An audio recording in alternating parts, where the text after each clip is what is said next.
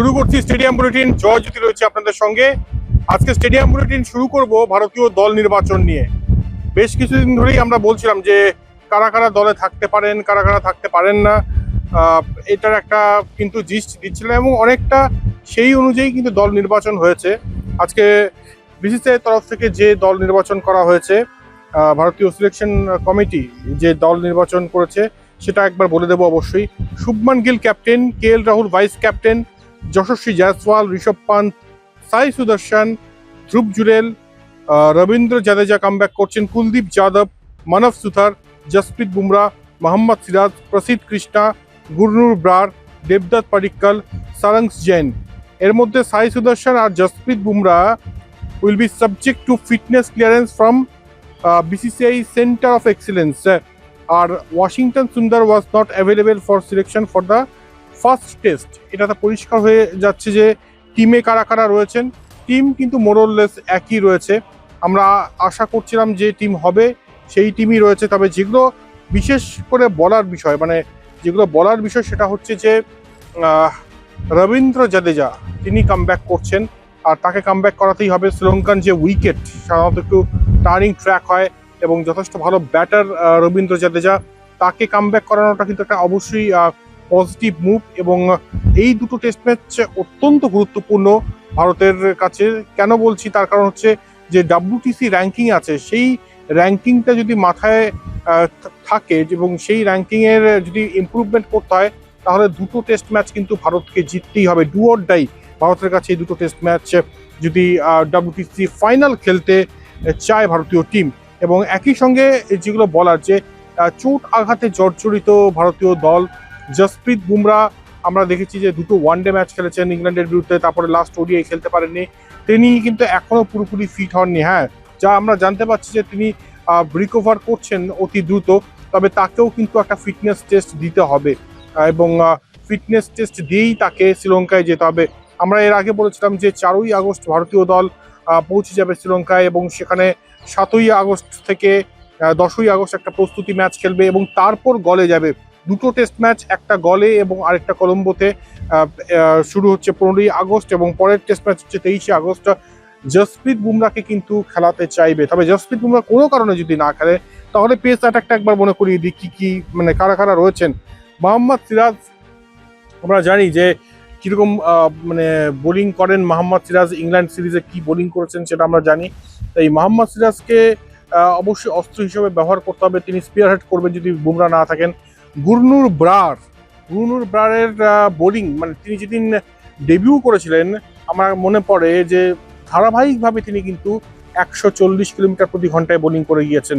তাই তাকে তার যেহেতু পেস রয়েছে সঙ্গে সুইং রয়েছে, তাই তার চয়েসটাও কিন্তু not a bad move BCCI তরফ থেকে। এবং একই সঙ্গে গুরনুর প্রাপ্ত রয়েছেন প্রসিদ্ধ কৃষ্ণা, বাউন্স করতে জানেন, সুইংও করতে জানেন এবং এই উইকেটে আশা করা যায় যেখানে শ্রীলঙ্কান উইকেট কিছুটা স্পিনারদের জন্য অবশ্যই সহায়তা করবে। তবে যতটুকু পেসাররা সহায়তা পাবে সেই সহায়তাটুকু এনক্যাশ করতে পারবেন প্রসিদ্ধ কৃষ্ণা। জসপ্রীত বুমরার অ্যাবসেন্সে এইটুকু কিন্তু আশা করা যেতেই পারে। আর ব্যাটিংয়ে তো আপনারা জানেন যে শুভমান গিল, KL রাহুল, যশস্বী জয়সওয়াল, অ্যাজ ইউজুয়াল ঋষভ পান্ত রয়েছেন। ধ্রুব জুরেলকে স্পেশালিস্ট ব্যাটার হিসেবে কিন্তু খেলানো হতে পারে।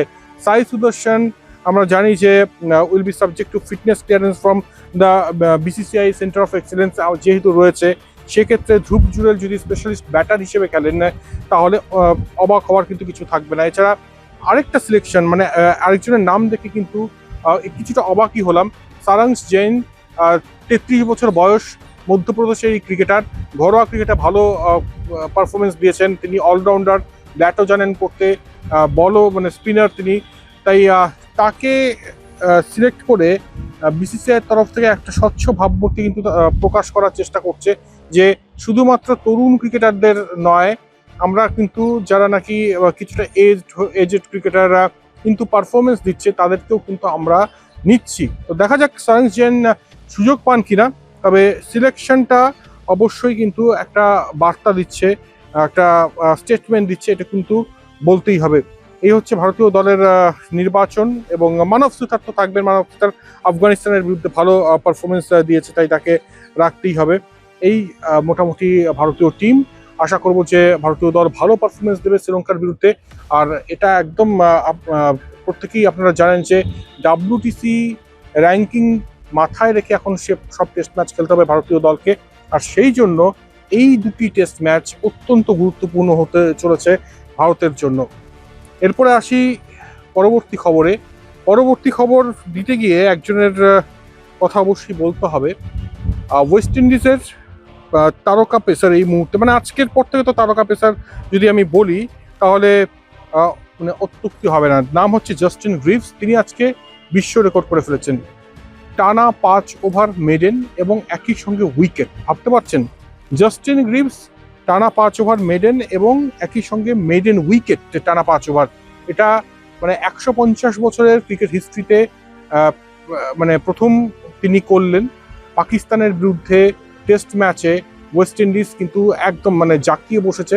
তবে ওয়েস্ট ইন্ডিজ পাকিস্তানকে মানে যতটা সহজে তাদের ইনিংস থামিয়ে দিতে সক্ষম হয়েছে, তারপরে যখন ওয়েস্ট ইন্ডিজ ব্যাট করতে নামে তাদের কিন্তু উইকেটের পতন হতে থাকে রেগুলার ইন্টারভেলে, এবং 130-এর কাছাকাছি গিয়ে 7টি উইকেটের পতন হয়ে গিয়েছে। তাই এই টেস্ট ম্যাচটা কোন দিকে যাবে বলা খুব মুশকিল। আবার কি পরবর্তী ইনিংসে জাস্টিন গ্রিভস এরকম কিছু চমৎকার ম্যাজিক করবেন, আমরা দেখার অপেক্ষায় থাকবো। তবে তিনি কিন্তু রেকর্ড করেছেন যে টানা 5 ওভার উইকেট মেডেন। এটা সত্যি অভাবনীয় অ্যাচিভমেন্ট, এবং তাকে অবশ্যই অভিবাদন এবং অবশ্যই অভিনন্দন আমাদের তরফ থেকে। আর এরপর যেটা নিয়ে আলোচনা করব সেটা হচ্ছে ফুটবল। জিনেদিন জিদান, আপনারা প্রত্যেকেই নামটার সঙ্গে পরিচিত। 1998 বিশ্বকাপ, ফ্রান্সকে বিশ্বকাপ চ্যাম্পিয়ন করেছিলেন এই জিনেদিন জিদান। পরবর্তী ফ্রান্সের কোচ হচ্ছেন জিনেদিন জিদানি। দিদিয়ের দেশ আর কোচিং করাবেন না, এটা একদমই স্পষ্ট হয়ে গিয়েছিল। 14 বছর পর কোচিংয়ে বদল ফ্রান্স দলে, এবং ফ্রান্সের কোচ হতে চেয়েছিলেন স্বয়ং জিনেদিন জিদান। তাই এখন যা চুক্তি আমাদের কাছে আসছে যে জিনেদিন জিদান আগামী বিশ্বকাপ পর্যন্ত 2030 পর্যন্ত ফ্রান্সের কোচ হিসেবে থাকবেন। আর সামনে যে ইউএফএ নেশনস লিগ রয়েছে সেখানে কিন্তু তাকে কোচিং করাতে দেখা যাবে। আর যেহেতু ক্লাব মানে বিশ্বকাপে তার কোচিংয়ের অভিজ্ঞতা রয়েছে, রিয়াল মাদ্রিদে তিনি 2 দফায় কোচিং করেছেন, তাই তার মানে পাল্লাটা অনেকটাই ভারী ছিল। আর জিনেদিন জিদান আসাতে কিলিয়ান এমবাপ্পেদের ভালোই হবে এটুকু আশা করছে সমর্থকেরা। তো দেখা যাক কি হয়। ফ্রান্সে আবারও জিনেদিন জিদান অবশ্যই এবার কোচ হিসেবে। দেখা যাক 1998 সেই ম্যাজিক ফিরিয়ে আনতে পারেন কিনা। সেই 1998-এর ম্যাজিশিয়ান জিনেদিন জিদান, সেবার ফুটবলার হিসেবে সেই মানে হেডে গোলটা এখনো মনে পড়ে। এবার কোচ হিসেবে তিনি আশা করব যে তার দায়িত্ব পালন করবেন দারুণভাবে। শেষ করতে হচ্ছে আজকের স্টেডিয়াম বুলেটিন। তবে আপনাদের আবারও বলছি, চমক আসছে, বড় চমক আসছে স্টেডিয়াম বুলেটিনে। কোথাও যাবেন না, সঙ্গে থাকুন কলকাতা টিভির, দেখতে থাকুন রাত দিন 7 দিন।